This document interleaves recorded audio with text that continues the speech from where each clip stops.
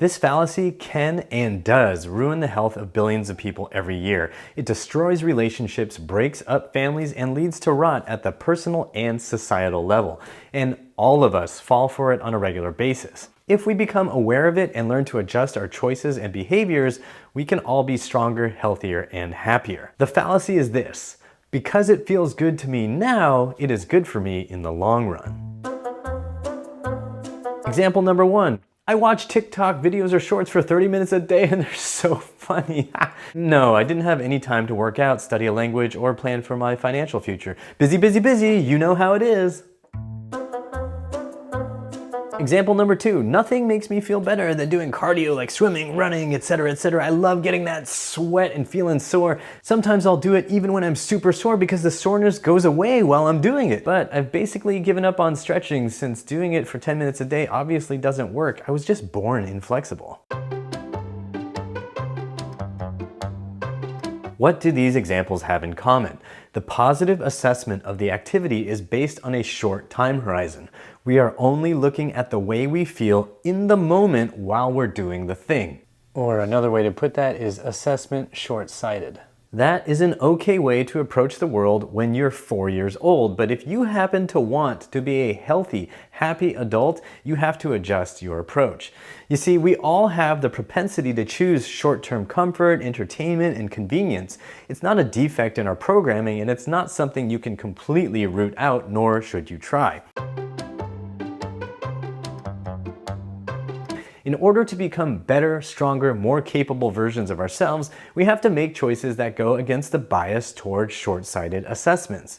Improving yourself requires making choices that go against that hardwired desire for comfort and convenience and entertainment. This doesn't come naturally and it's often not easy, but if you want to make wiser decisions for your health, make sure to ask yourself this question: is this also good for me in the long run? And if the answer is no, then it may be wise to cut down or cut out the activity in question. Here's a personal example from my life. One of my own challenges is managing compulsive use of internet devices to check email, go shopping, or get new information about whatever.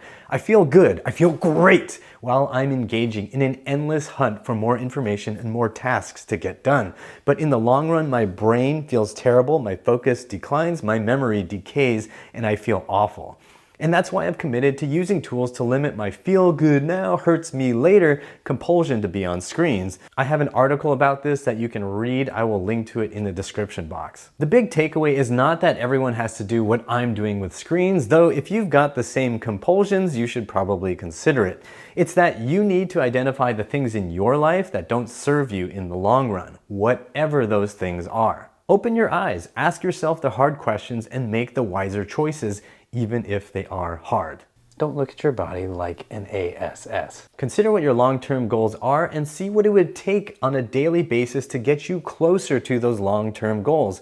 Then start looking at the things that eat up your time and attention and energy that steer you away from accomplishing your long-term goals. Then set up strategies to limit or cut out the things that are diverting you from your long-term goals so that you can put your time and attention into your long-term success. For example, if I want to be able to hold a basic conversation in a foreign language, I can't spend all day just scrolling through YouTube and watching shorts or TikTok videos. I actually have to decide to close the computer, put it away, and actually start doing something like learning and studying the actual language. And if you're suffering with shoulder or hip pain, you shouldn't waste all your time just watching videos of people doing exercises for your shoulder and your hip. You should make sure you're setting aside time to do the exercises so that your body gets better, stronger, more flexible, and starts to feel right. For more free videos to help you think right and move right, check these out here. To support this channel, go to uprighthealth.com/donate to find all the simple options like Patreon or PayPal. Like, share, and subscribe, and remember that pain sucks, life shouldn't.